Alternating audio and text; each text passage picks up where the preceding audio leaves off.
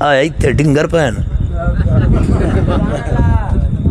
کوئی بیچ کوئی راک کیا بننا بنا گیا بھئی تو سب پر روے آئے تھے اگر آسن مہربانی فرما محسن بھائی تھوڑا تھوڑا اگے تشریف لے کے آؤ نعرہ تکبیر نعرہ رسالت نعرہ تحقیق نعرہ حیدری باجی میں ایک ایک قدم چاہے نا دو دو قدم اور چاہوا چاہے ساڑھے نال رل جاوا میں اگلے مہمان نو دعوت دینا ساڑھے محترم بھائی مفتی محمد ظفر صاحب نقشبندی سجاد ظفر صاحب چلو جی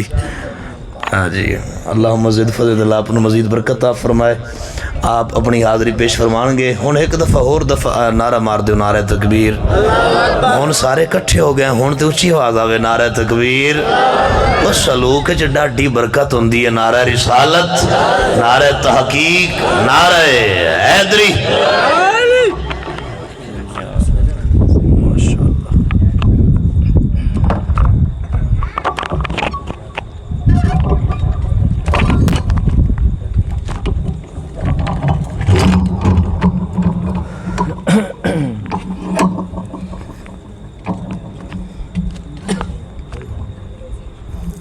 بسم اللہ الرحمن الرحیم الحمدللہ رب العالمین والعاقبۃ للمتقین والصلاة والسلام علی سید الانبیاء والمرسلین وعلی آلہ واصحابہ اجمعین اما بعد فاعوذ باللہ من الشیطان الرجیم بسم اللہ الرحمن الرحیم انا نحن نزلنا الذکر وانا لہ لحافظون قال النبی صلی اللہ تعالی علیہ وبارک وسلم خیرکم من تعلم القرآن وعلمہ قال النبی صلی اللہ تعالی علیہ وبارک وسلم من یرد اللہ بہ خیرا یفقہہ فی الدین آمنت باللہ صدق اللہ العظیم وصدق رسولہ النبی الکریم الامین ان اللہ وملائکتہ یصلون علی النبی یا ایہا الذین آمنوا صلوا علیہ وسلموا تسلیما اللہم صلی علی سیدنا و مولانا محمد وعلی آل سیدنا و مولانا محمد وبارک وسلم سارے احباب آواز بلند مل کے پڑھیے الصلاۃ والسلام علیکہ یا سیدی یا رسول اللہ وعلی آلک و صحابک یا سیدی یا حبیب اللہ الصلاۃ والسلام علیکہ یا سیدی یا رحمت للعالمین وعلی آلک و اصحابک یا سیدی یا رحمت للعالمین اللہم رب اشرح لی صدری ویسر لی امری واحلل عقدۃ من لسانی یفقہوا قولی مولایا صلی وسلم دائما ابدا علی حبیبک خیر الخلق کلہم یا ربی بالمصطفیٰ بلغ مقاصدنا واغفر لنا ما مضی یا وسیع الکرم اللہ تبارک و تعالی جل جلالہ وعظم شانہ واتم برہانہ کی حمد و ثنا حضور پر نور شافع یوم النشور غم گسار جہاں امام الانبیاء فخر الانبیاء احمد مجتبیٰ جناب حضرت محمد مصطفیٰ صلی اللہ تعالی علیہ وآلہ وبارک وسلم کی ذات پر ہدیہ صلاۃ والسلام عرض کرنے کے بعد حضرات گرامی جامعہ عثمانیہ فیض العلوم سالانہ جلسہ تستار فضیلت طلباء کرام نے محنت کی اساتذہ نے محنت کی اللہ کے فضل سے آپ کے سامنے 11 طلباء نے قرآن پاک مکمل حفظ کیا ان کے سر کے اوپر دستار سجائی گئی اور یقیناً یہ لمحہ طلباء کے لیے تو خوشی کا ویسے ہی لمحہ ہے ان کے والدین کے لیے یہ بڑا عظیم لمحہ ہے ہم نے دنیا کے اندر یہ سمجھا ہوا ہے کہ کوئی ماسٹر کی ڈگری کر جائے کوئی بی اے کی ڈگری کر جائے قانون کی ڈگری کر جائے تو وہ اعلیٰ تعلیم ہوتی ہے یاد رکھنا دنیا کی کوئی بھی ڈگری ہو وہ اعلیٰ تعلیم نہیں اعلیٰ تعلیم یا رب کا قرآن ہے یا محمد مصطفیٰ کا فرمان ہے اور یقیناً یہ جو آج ڈگری ان کے سر کے اوپر دستار سجائی گئی ہے ایک ایسا لمحہ بھی آئے گا رب ذوالجلال ایک محفل سجائیں گے نبی پاک علیہ الصلوۃ والسلام کا فرمان ہے میرے آقا نے فرمایا پھر قیامت والے دن حافظ کا مقام تو ویسے ہی وراء الورا ہوگا اللہ تبارک و تعالیٰ پھر وہاں پر حافظ قرآن کے والد کو بھی بلائے گا اور پھر میرے آقا نے فرمایا اس کے باپ کے سر کے اوپر ایک تاج سجایا جائے گا صحابہ نے عرض کی کہ اللہ کے نبی وہ تاج کیسا ہوگا میرے آقا نے فرمایا اس کی روشنی سورج اور چاند کی روشنی سے بھی زیادہ ہوگا تو بہرحال جو میرا بالکل مختصر کیونکہ ٹائم کافی ہو چکا ہے کہ بلا پیر صاحب آپ نے خطاب فرمانا ہے، جو کہنے کا مقصد ہے کہ اپنی اولاد کو قرآن پڑھاؤ، اور پھر قرآن پڑھانے کے بعد نا اپنا جو تعلق ہے وہ مدارس کے ساتھ مضبوط کرو۔ آج جو ہماری کمزوری ہے نا کہ ہمارا زیادہ محفلوں کی طرف تو ہمارا رجحان ہے، لیکن ہمارے جو مدارس ہیں وہ بالکل تعاون کے لیے، جس مدارس کو ہمارے تعاون کی ضرورت ہے، ہم نے کبھی اپنے مدارس کے ساتھ تعاون نہیں کیا۔ ہم نے نہیں دیکھا کہ وہ اساتذہ کس حال میں، ہم نے کبھی نہیں دیکھا کہ وہ طلباء کس حال کے اندر ہے۔ ہر بندے کی یہ خواہش ہوتی ہے کہ اللہ کرے مجھے مدینے میں موت آئے۔ میں بھی دعا مانگتا ہوں، آپ بھی دعا مانگتے ہیں، میرے آقا علیہ السلام کی حدیث مبارکہ بھی ہے، نبی پاک علیہ السلام نے فرمایا کہ رب نے اگر تمہیں طاقت دی ہو نا، میرے آقا نے فرمایا پھر میرے مدینے آ کے مرو۔ یعنی کتنا مدینے کے اندر مرنے کا مقام ہے۔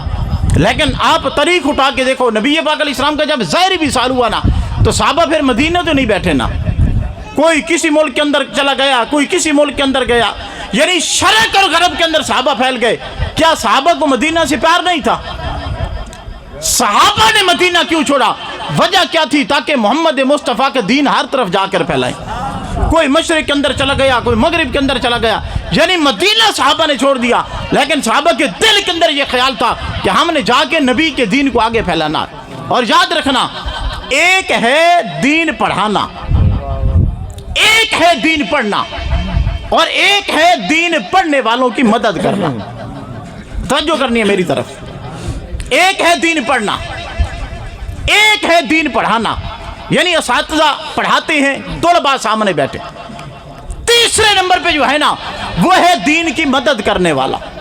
ان کی مدد کرنے والا۔ یاد رکھنا، میرے رب جتنا پڑھنے والے کو مقام دیتا ہے نا، اللہ جتنا پڑھانے والے کو مقام دیتا ہے نا، میرا رب اتنا مدد کرنے والے کو بھی مقام عطا کرتا ہے۔ اور بخاری شریف کی حدیث مبارکہ ہے، نبی پاک علیہ السلام نے فرمایا من یرد اللہ بہ خیر یفقہہ فی الدین۔ میرے آقا نے فرمایا میرا رب جس بندے کے ساتھ بھلائی کرنے کا ارادہ کرتا ہے نا، میرے آقا نے فرمایا میرے رب اس کو دین کے کاموں کے اندر لگا دیتا ہے۔ سبحان اللہ۔ یعنی جو دین کے کاموں کی طرف آیا، ایک طالب العلم پڑھنے کے لیے آیا، ایک استاد بیٹھ کے پڑھاتا ہے، یا ایک بندہ کبھی ریڈی کے اوپر کام کرتا ہے، کبھی بھٹھے کے اوپر کام کرتا ہے، کبھی جا کر دہاڑیاں کرتا ہے، لیکن اپنی آمدنی سے آ کرنا وہ مدارس کی خدمت کرتا ہے، طلباء کی خدمت کرتا ہے، آ کے جب دین کے لیے خرچ کرتا ہے نا، تو میرے رب جتنا پڑھنے والے کو مقام عطا کرتے ہیں نا، میرے رب اتنا خدمت کرنے والے کو بھی اتنا مقام عطا کرتے ہیں۔ پھر آپ کوشش کریں، آج ہمارا مسلک مدارس کے لحاظ سے کمزور کیوں ہے؟ آج ہمارے مدارس کی حالت آپ کے سامنے کہ ہم اگر ایک کمرہ بنانے کی کوشش کریں تو کئی سالوں سال لگ جاتے ہیں۔ ہمارے مدارس کی حالت کیوں ہے؟ ایک تو ہمارے اندر جو بیماری ہے وہ حسد کی بڑی بیماری ہے۔ ایک اگر کسی ساتھی نے مدرسہ بنا لیا ہے نا تو دوسرا اگر قریب رہتا ہے اس کے دل کے اندر حسد بڑھا جاتا ہے۔ یاد رکھنا، اپنے دل سے حسد کی بیماری نکال دو۔ میرے آقا علیہ السلام نے فرمایا جو رب نے تمہارے نصیب کے اندر لکھا ہے نا، وہ تمہارا دروازہ توڑ کے بھی رزق تمہارے پاس آ جائے گا۔ آپ دل سے حسد نکال کو، جتنا ہو سکے نا آپ دین کے ساتھ مخلص ہو جاؤ، دین کی خدمت۔ جب یہ معاملہ ہمارے اندر آ جائے گا نا، اللہ کی قسم پھر رب ہمیں پھر وہی عروج عطا کرے گا۔ لیکن آج مدارس کے لحاظ سے دیکھا جائے ہمارا بالکل آخری نمبر ہے۔ ہمارے پھر جو مدارس بالکل پہلے تو ہیں تھوڑے، اگر پھر ان کو دیکھا جائے نا تو طلباء بیچارے جب آتے ہیں بیٹھنے کے لیے چٹائیاں نہیں، نیچے وہ ٹوٹی پھوٹی چٹائیاں جس طرح بھی بیٹھ کے پڑھتے ہیں نا، یہ ہم سب کے لیے ایک لمحہ فکریہ ہے۔ تو آپ جتنے بھی عالم اللہ ہیں، آپ کے علاقے کا یہ علاقے کے مدرسے کے پہلا جلسہ دستار فضیلت، تو آپ کوشش کرو، آپ جتنے بھی آئے ہیں، آپ قبلہ قاری طاہر صاحب بلکہ پچھلے دنوں یہ ہمارے پاس گئے متروں تو کہہ رہے تھے، چونکہ یہ ہمارے بچپن کے کلاس فیلو ہم ہیں، قاری کاشف صاحب، علامہ یوسف جلالی صاحب، میں اور قاری طاہر صاحب، ہم نے قرآن مجید اکٹھا حفظ کیا ہے۔ کہہ رہے تھے کہ میں نے مدرسہ چھوڑ کے میں نے لاہور چلے جانا ہے، یعنی یہاں اساتذہ بھی ہوں گے، میں تنخواہیں بھی بھیجوں گا، لیکن مالی حالت بڑی کمزور ہے، میں لاہور میں جا کر امامت کروں گا، کوئی بھی سلسلہ کر کے میں نے آ کے مدرسہ چلانا ہے۔ تو آپ کوشش کرو کہ قاری صاحب یہیں بیٹھیں، اساتذہ بھی ہوں، طلباء بھی ہوں، آپ کا اتنا تعاون ہو کہ یہ باہر کی طرف جائیں ہی نہ، بلکہ یہاں دل کھول کے رب کے قرآن کی تلاوت بھی کریں، رب کے قرآن کی خدمت بھی کریں۔ آپ سارے احباب عالم اللہ، پہلے نمبر پہ آپ کو مبارک ہو۔ جن طلباء نے قرآن حفظ کیا ان کو مبارک ہو، ان کے والدین کو مبارک ہو۔ اللہ نے ان کو حافظ بنایا ہے، دعا کرو رب ان کو باعمل بھی بنائے، اللہ ان کو آگے عالم دین بھی بنائے۔ جتنے احباب تعاون کر رہے ہیں مالک سب کا تعاون اپنی بارگاہ میں قبول فرمائے۔ اپنا جو تعلق ہے آپ نے مدرسے کے ساتھ مضبوط کرنا ہے۔ بس چونکہ ٹائم زیادہ گزر گیا تھا، میں نے یہی سوچا کہ صرف آپ کو ایک میسج دے دوں، آپ کو پیغام پہنچ جائے، تاکہ